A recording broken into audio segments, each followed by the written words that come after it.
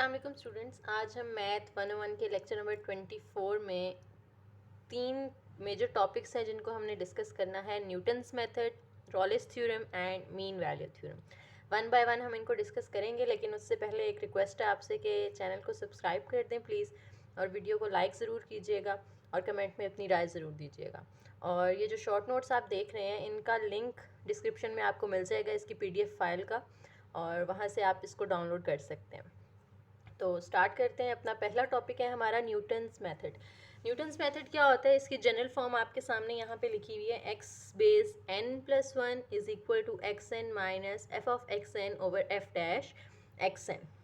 ये इसकी general form है, और ये यूज़ किस लिए होता है, किसी भी फंक्शन या किसी भी एक्सप्रेशन की अगर आपने अप्रॉक्सीमेट वैल्यू फाइंड करनी है, ठीक है, तो उसकी अप्रॉक्सीमेट वैल्यू फाइंड करने के लिए हम न्यूटन्स थ्योरम जो है वो यूज़ करते हैं। इसकी जनरल फॉर्म है। अब n की वैल्यू 1 से लेकर आगे कोई भी रियल नंबर, कोई भी होल नंबर हो सकती है। तो अगर हम n की जगह 1 पुट करते हैं तो यहाँ आ जाएगा 1 प्लस 1 जो कि बन जाएगा x2 is equal to x base n है तो x1 आ जाएगा minus f of x n की जगह x1 over f dash x1। और अगर हम 2 पुट कर दें तो x3 is equal to x2 minus and so on. इस तरह से वैल्यूज़ आप पुट करके इनको चेक कर सकते हैं। अब यहाँ पे देखते हैं एफ ऑफ एक्स एन तो फंक्शन होगा जो आपको गिवन है, और एफ डैश एक्स एन क्या होगा, यहाँ पे इस फंक्शन का डेरिवेटिव होगा। ठीक है, फंक्शन का डेरिवेटिव यहाँ पे आपने पुट करना है। तो इससे रिलेटेड एग्जांपल कर लेते हैं ताकि आपको इसकी अच्छे से समझ आ जाए। The equation x is equal to cos x has a solution between 0 and 1। आपको यहाँ पे फंक्शन दिया हुआ है और कहते हैं अप्रॉक्सीमेट करें using Newton's method. F of x find करना है। पहले तो देखें कॉज एक्स यहाँ पे प्लस हो रहा है, इधर आएगा तो एक्स के साथ माइनस हो जाएगा, तो एक्स माइनस कॉज एक्स यहाँ पे हमारे पास आ गया फंक्शन। अब x n plus 1 is equal to x n minus क्या होता है, यहाँ पे हमारे पास एफ एक्स एन होता है, यानी फंक्शन के अंदर जहाँ जहाँ एक्स है वहाँ आपने एक्स एन पुट कर देना है। तो ये फंक्शन है हमारा, ये हम लिखेंगे एक्स एन, यहाँ पे एक्स एन आ गया, माइनस कॉज एक्स है तो कॉज एक्स एन आ जाएगा, ओवर नीचे हमने उसका डेरिवेटिव लेना होता है। ठीक है, तो डेरिवेटिव एक्स का डेरिवेटिव आ गया 1, और minus as it is cos का डेरिवेटिव होता है माइनस साइन, तो माइनस माइनस हो जाएगा प्लस साइन और साथ में एक्स एन। ये हमने एक जनरल इसका एक्सप्रेशन इस फंक्शन के लिए ड्राइव कर लिया है। अब हमने यहाँ पे अप्रॉक्सीमेट वैल्यू फाइंड करनी है। सबसे पहले n की वैल्यू जो है वो हम पुट करते हैं यहाँ पे 1। तो n की वैल्यू जब हमने 1 पुट करनी है तो n की जगह 1 आएगा, तो ये 1 प्लस 1, इस एक्स एन की जगह भी 1 आएगा, और ये जो जहाँ जहाँ x आ रहा है वहाँ वहाँ आपने x1 पुट कर देना है। और x1 की वैल्यू आपने 1 लेनी है, क्योंकि जो इसकी वैल्यू है वो 0 से 1 के दरमियान है। ठीक है, तो ये 1 जो है इसे हम x1 की वैल्यू लेट करेंगे। अब इस फंक्शन के अंदर जहाँ जहाँ x1 आ रहा है वहाँ वहाँ आपने क्या पुट कर देना है, 1 पुट कर देना है। तो यहाँ पे x2 is equal to x1 था, यहाँ पे इसमें देखें ये x1 था, उसकी जगह 1 आ गया, minus x1 minus cos x1, तो 1 minus cos 1 over 1 plus sign x1 था, तो 1 प्लस साइन 1 आ जाएगा। अब इसका आप जब कैलकुलेटर से इसको सॉल्व करेंगे ना, 1 में से कॉज 1 माइनस कर दें और नीचे 1 प्लस साइन 1 कर दें, और इनको डिवाइड करने के बाद 1 में से माइनस कर दें, तो x2 का आंसर ये आ जाता है आपके पास। ठीक है, कैलकुलेटर से आपने इसको सॉल्व कर लेना है। फिर नेक्स्ट आ जाए, n की वैल्यू पीछे हमने 1 पुट की थी, अब आप n की वैल्यू यहाँ पे 2 पुट करेंगे। तो जब 2 पुट करेंगे इस फंक्शन के अंदर जो हमारा जनरल फंक्शन था, तो 2 प्लस 1 आ जाएगा is equal to x n की जगह आ जाएगा x2 माइनस इस एक्स एन की जगह भी x2 आ जाएगा, कॉज एक्स एन है तो cos x2 over 1 plus sine x n है तो 1 प्लस साइन x2 आ जाएगा। अब x2 की तो वैल्यू हमने ऊपर फाइंड की है ना, यहाँ पे ये जो x2 आया है हमारे पास, x2 जहाँ जहाँ आ रहा है वहाँ वहाँ आप ये इसकी वैल्यू पुट कर दें। इस x2 की जगह भी कॉज इंटू इस x2 की जगह भी 1 प्लस साइन x2 की जगह उसकी वैल्यू पुट कर दी।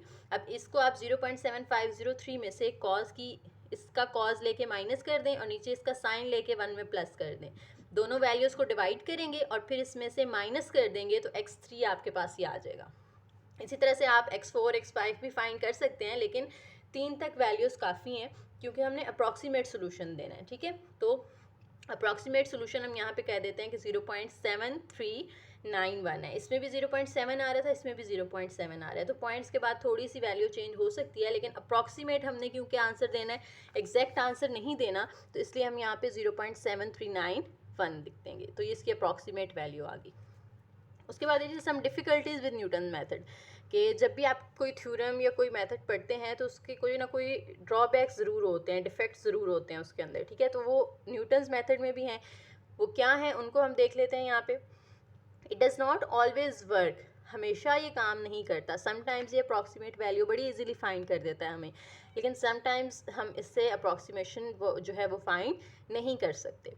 If for some values of n, अगर n की कुछ वैल्यूज़ के लिए f dash x n, then formula involves division by zero and we are out of business. यानी समटाइम्स ऐसा होता है कि n की वैल्यूज़ के लिए जो f ऑफ एक्स एन है ये अगर इक्वल टू ज़ीरो आ जाए, यहाँ से इसकी वैल्यू अगर ज़ीरो आ जाती है तो f डैश एक्स एन तो ओवर के नीचे आ रहा होता है ना, डेरिवेटिव जो है वो ओवर के नीचे है, और अगर नीचे अगर ज़ीरो आ जाए तो डिवीजन ज़ीरो से हो रही हो तो आंसर अनडिफाइन हो जाता है। तो यहाँ पे जो न्यूटन मेथड है इस बात की कोई एक्सप्लेनेशन नहीं देता कि ऐसे फंक्शंस को हमने फिर कैसे सॉल्व करना है।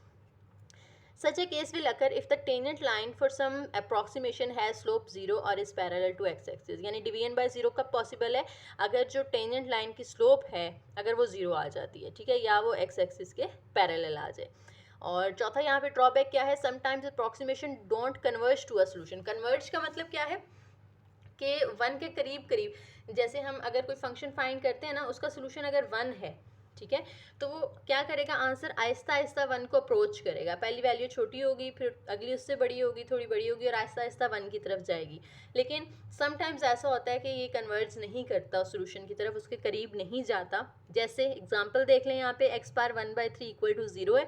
अगर हम जनरल इसका न्यूटन मेथड के बगैर वैसे सोल्यूशन फाइंड करते हैं तो हमें क्यूब रूट लेना पड़ेगा दोनों साइड पे, ये तो कैंसिल हो गया, तो एक्स की वैल्यू यहाँ पे आ जाती है 0, ठीक है। तो जब हम न्यूटन मेथड यूज़ करें तो हमारा आंसर ज़ीरो को अप्रोच करना चाहिए, ज़ीरो को के कन्वर्ज करना चाहिए, उसके करीब जाना चाहिए। तो हम न्यूटन मेथड से ज़रा करके देखते हैं। X n plus one is equal to x n minus f x n होता है। तो यहाँ पे फंक्शन हमारा एक्स बार 1/3 है, तो एक्स एन बार 1/3 हो जाएगा। ओवर नीचे एफ डैश होता है यानी उसका डेरिवेटिव, तो डेरिवेटिव क्या होगा, 1/3 साइड पे आके मल्टीप्लाई होगा, इसकी पावर में से 1 माइनस करेंगे तो वो -2/3 आ जाएगा। अब ये देखें यहाँ पे तो 1/3 है, जब ये ऊपर जाएगा तो 3/1 हो जाएगा। तो ये x n as it is -3 x n 1/3, और ये जो नीचे पावर माइनस में है ये ऊपर जाएगी तो प्लस हो जाएगी, यानी उसका साइन चेंज हो जाएगा। अब देखें तो बेसिस सेम है, पावर्स ऐड हो जाएंगी, तो पावर्स को हमने यहाँ पे ऐड कर दिया। जब पावर्स ऐड होंगी तो ये आ जाएगा 3/3, 3 और 3 कैंसिल, तो इसकी पावर 1 रह गई। अब एक्स एन -3 एक्स एन है, इसको सॉल्व करें क्योंकि इनके वेरिएबल सेम है, तो इसका आंसर आएगा -2xn। अब यहाँ पे आप जब x1 की वैल्यू अगर पुट कर दें 1, ठीक है, यहाँ पे 1 लिखें और x1 की वैल्यू 1 पुट कर दें तो ये आपको आंसर देगा -2। अगर इसकी जगह -x2 पुट कर रहे हैं तो x2 का आंसर -2 है, तो ये आ जाएगा -4, ठीक है। इसी तरह से -4 पुट करें तो ये आ जाएगा -8। तो ये तो आंसर जो है ज़ीरो से दूर जा रहा है ना, हमने तो ज़ीरो की तरफ आना है, ठीक है। जैसे नंबर लाइन होती है तो ये ज़ीरो है, ये यहाँ पे -1 -2 -3 -4, ये तो ज़ीरो से दूसरी साइड पे आंसर जा रहा है हमारा, वैल्यूज़ बड़ी होती जा रही हैं, ठीक है। सॉरी, माइनस में है तो वैल्यूज़ छोटी होती जा रही हैं, हमें आंसर ज़ीरो की तरफ कन्वर्ज होता हुआ चाहिए। तो यहाँ पे सोल्यूशन जो है वो कन्वर्ज नहीं कर रहा।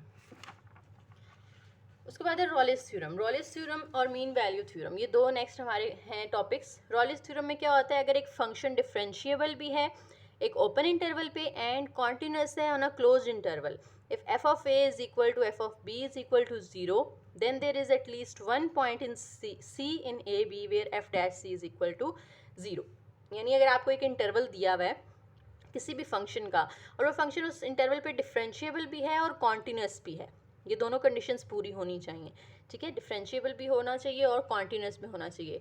और अगर आप उसमें ये जो इंटरवल का पहला पॉइंट है, एंड पॉइंट्स में से ए और बी, वो दोनों फंक्शन में पुट करते हैं और दोनों पे आंसर फंक्शन का आ जाता है 0, तो फिर इस ए और बी के दरमियान कम से कम एक ऐसा पॉइंट ज़रूर होगा जिसे अगर हम फंक्शन के अंदर पुट करें तो आंसर उसका जो डेरिवेटिव है उसका आंसर 0 आए। अब एग्जांपल क्या है इसकी, अब एक फंक्शन दिया हुआ है, साथ में उसके एंड पॉइंट्स दिए हैं आपको। साइन एक्स जो है वो डिफरेंशिएबल भी होता है इस पे और कॉन्टिन्यूस भी होता है, ठीक है। अब ये एंड पॉइंट्स हमने पुट करने हैं, हमने एफ ऑफ ए और एफ ऑफ बी निकालना है ना, दोनों 0 आने चाहिए। तो साइन एक्स के अंदर 0 पुट कर दें तो साइन 0 0 होता है, साइन 2 पाई जो है वो भी 0 होता है। तो यहाँ पे यहाँ तक तो हमारी कंडीशन सेटिस्फाई हो गई है। तो अब यहाँ पे लाजमी बात है कि जब हम इसका डेरिवेटिव लेंगे तो इन दोनों के दरमियान कोई ऐसा नंबर होना चाहिए जिस पे उस डेरिवेटिव की वैल्यू ज़ीरो होगी। तो 0 से 2 पाई के दरमियान पहले तो हम देखें कि एफ डैश क्या आएगा। हमने डैश फाइंड करना है ना, डेरिवेटिव फाइंड करना है। साइन एक्स का डेरिवेटिव ले लें कॉज एक्स, ठीक है जी। अब कॉज एक्स ज़ीरो कब आता है, हमने इसको ज़ीरो लाना है। कॉज एक्स ज़ीरो कब आता है, अगर थीटा या एक्स की वैल्यू 90 हो, क्योंकि कॉज 90 ज़ीरो होता है। कैसे पता चलेगा, ज़ीरो का कॉज इन्वर्स ले लें तो वहाँ से आपके पास वैल्यू आ जाएगी 90, और 90 को हम पाई/2 भी कहते हैं। और यहाँ पे आप देखें कि 90 या पाई/2 जो है वो 0 से 2 पाई के दरमियान में ही लाया करता है, ठीक है। 2 पाई का मतलब है 360, 2 पाई डिग्रीज में 360 को कहते हैं। तो 90 जो है वो 0 से 360 के दरमियान ही लाया करता है। तो ये जो रॉलेस थ्योरम है यहाँ पे सेटिस्फाई हो रहा है कि साइन जो है उसकी 0 पे वैल्यू और साइन 2 पाई दोनों की वैल्यू 0 आई, तो इसके डेरिवेटिव का आंसर भी 0 आता है। इनमें से कोई एक पॉइंट ऐसा होगा, ठीक है। और वो पॉइंट कौन सा है हमारा, 90। लास्ट टॉपिक है हमारा mean value theorem. Mean value theorem क्या होता है, let f be differentiable on a b and continuous on a b. Differentiable भी होना चाहिए फंक्शन और कॉन्टिन्यूस भी होना चाहिए। Then there is at least one point c in a b where its derivative is equal to f of b minus f of a over b minus a, ठीक है। तो ये फॉर्मूला है मीन वैल्यू थ्योरम का, ये आपने याद रखना है। आपके हैंडआउट्स के अंदर इससे रिलेटेड कोई एग्जांपल नहीं दी हुई, लेकिन जब हम इसके प्रैक्टिस क्वेश्चंस करेंगे, वो मैं एक वीडियो बनाऊंगी प्रैक्टिस क्वेश्चन आपके सारे फाइनल टर्म के, उसमें इंशाल्लाह हम इसकी मीन वैल्यू थ्योरम की एग्जांपल करेंगे, ठीक है जी। तो ये आपका छोटा सा एक लेक्चर था, इसमें इतना ही था। आपके 3 टॉपिक्स थे, तो इनमें अगर कोई पॉइंट समझ नहीं आया, कोई बात क्लियर नहीं हुई, तो आप कमेंट सेक्शन में पूछ सकते हैं। और अगर वीडियो अच्छी लगी हो तो लाइक ज़रूर कीजिएगा और कमेंट में अपनी राय ज़रूर दीजिएगा। Thank you.